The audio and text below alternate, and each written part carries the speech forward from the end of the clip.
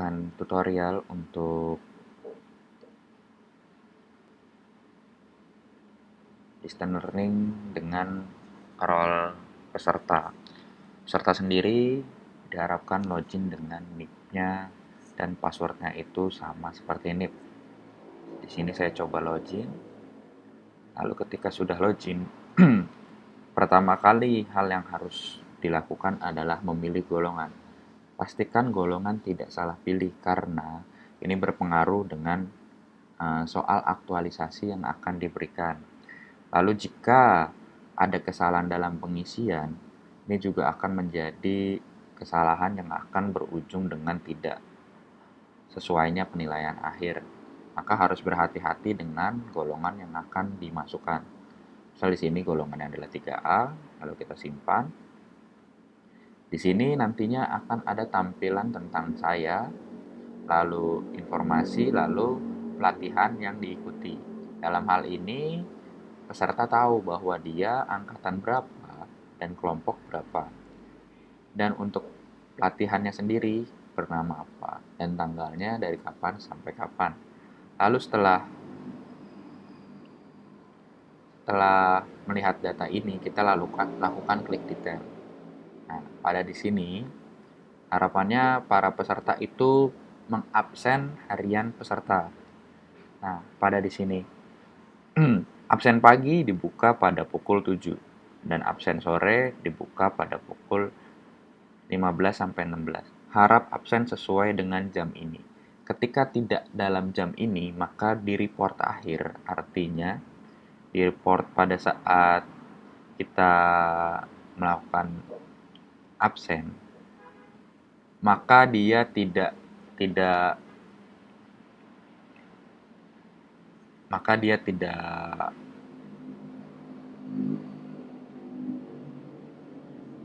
sesuai hasilnya kalau kita tidak melakukan absen sesuai dengan jamnya. Lalu kita kembali. Pada saat di sini kita coba kelas pelatihan online. Nah, di kelas pelatihan online ini peserta wajib menonton atau melihat atau mengklik semua materi yang ada sesuai dengan agendanya.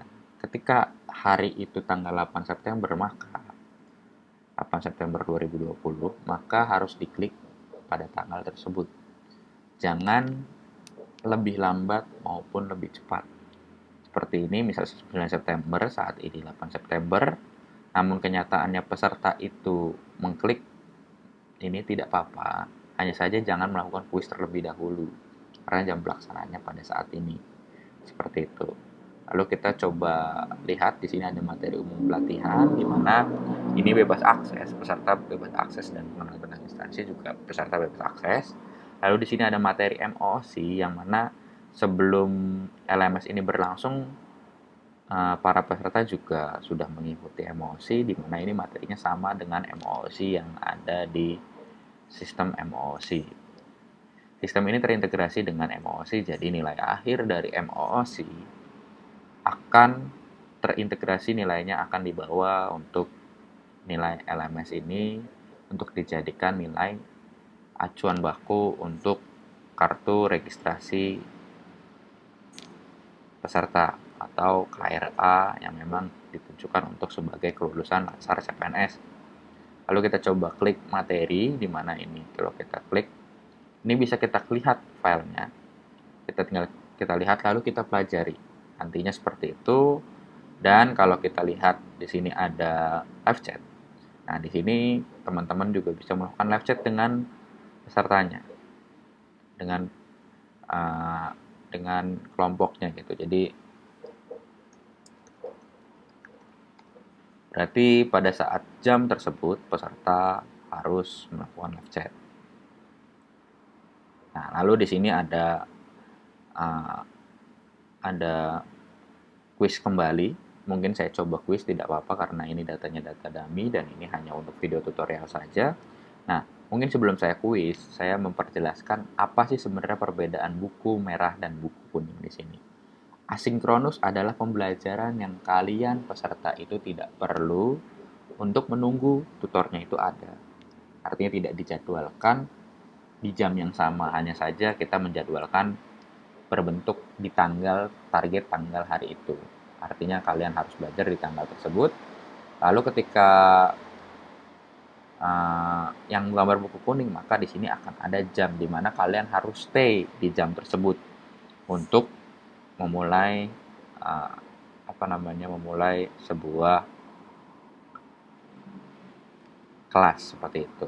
Lalu di sini kita coba kuis. Di sini ada berbagai macam materi, diantaranya ada materi PDF yang bisa kita lihat, materi video yang bisa kita lihat juga, materi video conference yang nantinya linknya akan dibagikan, entah itu dari Zoom atau Google Meet, live chat yang memang dijadwalkan untuk kita bersenda gurau dengan tutornya, berkomunikasi dengan tutor dengan kelompok kita sendiri. Lalu di sini ada kuis. Kuis itu yang nantinya kuis akan dibagi dua kelompok. Yang pertama adalah kelompok kuis per kelompok, yang artinya setiap kelas kan memang sudah terbagi dengan kelompoknya, namun tutor atau pengampu materi ini membagi kelompok-kelompok kecil. Nantinya kelompok tersebut yang akan mengupload tugasnya adalah ketuanya. Itu kalau untuk tugas. Lalu untuk kuis sendiri, kuis ini bersifat individual, tinggal dilakukan saja. Tugas itu ada dua, seperti yang saya bilang tadi, individual dan kelompok. Lalu di sini kita bisa melihat evaluasi akademik nantinya ketika agenda 3 berakhir, teman-teman dari peserta ini akan melakukan ujian evaluasi akademik. Dan pada saat pembelajaran agenda 4 berakhir, maka teman-teman akan melakukan aktualisasi. Lalu kita coba untuk kuis, di mana kita lakukan kuis di sini. Di sini pengetahuan tentang Pancasila. Nah, di sininya nanti akan ada sebuah pertanyaan dan kita bisa melihat filenya gitu. Di sini datanya data dummy. Mungkin saya coba simpan saja. Di sini nantinya akan langsung keluar penilaian secara sementara,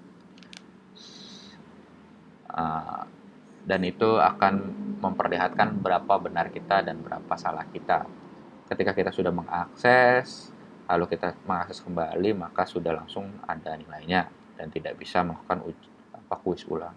Lalu kita coba kembali di sini. Di sini kita lihat Dr. Rahmat Effendi juga. Ini kita pematerinya adalah beliau. Lalu kita coba di sini. Di sini kita coba Pancasila ke-1 itu apa? Mungkin kita coba salahkan dulu. Lalu jelaskan tentang Indonesia. Indonesia adalah negara kepulauan. Nah, dari teman-teman peserta menjawabnya juga harus mendeskripsikan menjawab dari pertanyaan tersebut. Jangan seperti ini hanya data dummy, tolong jangan dicontoh, hanya untuk tutorial saja. Lalu di sini siapa Ibu Soekarno, yang kita ketahui adalah Ida Ayu Nyoman Rai. Di sini juga kita bisa lihat file lampirannya kalau memang ada itu dan penjelasan dari kuis tersebut.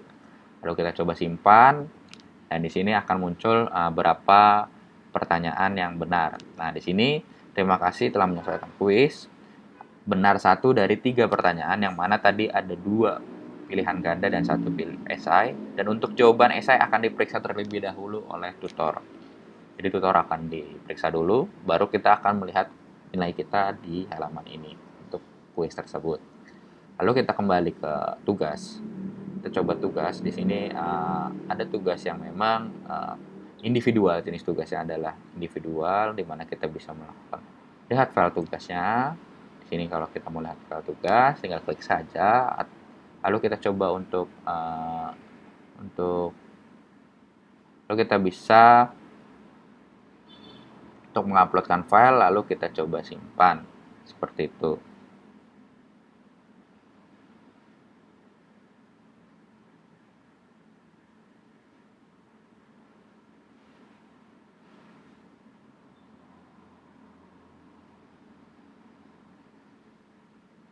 Nah, di sini sudah saya uploadkan tugasnya, tinggal kita simpan saja. Nah, maka tugas telah tersubmit dan nilainya akan masih proses dalam tutor. Jika untuk kembali lagi untuk melihat nilainya memungkinkan. Lalu kita coba kembali di tugas kedua ini, saya mencoba tugas itu per kelompok. di mana ketua kelompoknya adalah saya sendiri, Afandi Nur Aziz Tohari, sebagai Afandi Nur Aziz Tohari, artinya saya sendiri. Lalu di sini kita juga bisa upload tugas. Dan ini tugas itu hanya menguploadkan uh, ketua kelompoknya saja, seperti itu. Saya percepat untuk uh, mempercepat tutorial ini. Lalu kita juga bisa melihat evaluasi akademik.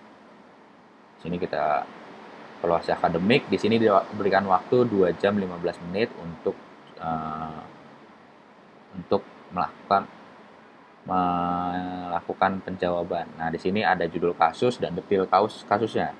Jelas di sini judul kasus dan detail kasus ini setiap orang nantinya akan berbeda, maka harus fokus untuk menjawabnya.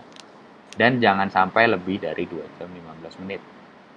Jawab dengan sungguh-sungguh, harus sesuai dengan apa yang dipertanyakan. Di sini mungkin saya hanya mencoba saja. Lalu kita simpan. Nah, di sini sudah ada jawabannya. Lalu kita kembali. Nah, di sini setelah itu kalau kita balik ke evaluasi akademik sudah terjawab. Jadi evaluasi akademik itu dilakukan 2,5 jam. Lalu kita coba kembali ke aktualisasi. Di aktualisasi ini kita tinggal melakukan upload yang memang kita file yang telah kita buat. Misal pada laporan perancangan aktualisasi kita upload apa, minggu 1, minggu 2, minggu 3, dan laporan final itu apa.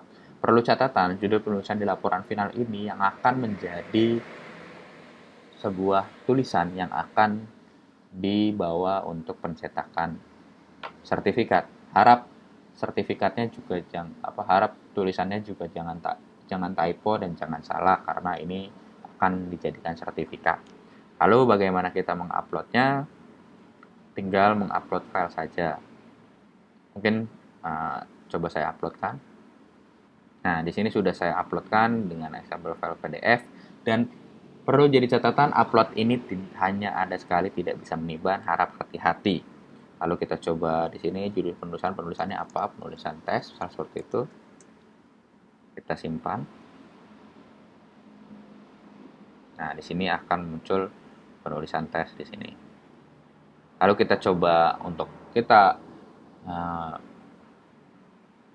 live chat dengan coach, memungkinkan. Kalau tadi sebelum kita live chat dengan tutor, yang artinya tutor itu per kelompok, di sini kita chat dengan coach yang artinya personal, seperti itu. Dan di sini kita juga bisa laporan final, tinggal diupload saja, dan memang ketika sudah diupload akan muncul seperti ini, seperti itu. Ya, kira-kira seperti itu tutorialnya. Harap mengikuti alur yang memang sudah disediakan oleh pihak Lemdik. Entah itu uji coba atau entah itu sudah mulai benar-benar latsar, harap sudah jelas instruksinya dan dilakukan sesuai dengan prosedur yang ada. Terima kasih. Wassalamualaikum warahmatullahi wabarakatuh.